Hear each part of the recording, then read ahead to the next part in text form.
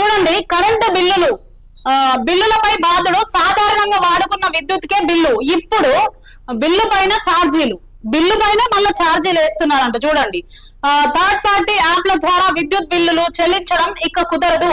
పంపిణీ సంస్థల app website లో చెల్లింపుతో అదనపు ఛార్జీలు వార్త వినియోగదారులపై నెలకు దాదాపు 30 కోట్ల అదనపు భారం.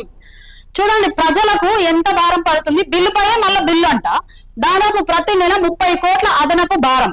ఇవి ప్రజలకు చేస్తున్న ప్రయోజనమైన పనులు కూటమి ప్రభుత్వం. చూడండి, ప్రతి నెల మనం వాడుకుంటున్న విద్యుత్ కు తగ్గట్టు బిల్లు రావడం సహజం, కానీ ఇప్పుడు బిల్లు పైనే ఛార్జీలు పడడం వినియోగదారులకు షాక్ గురి చేస్తుంది.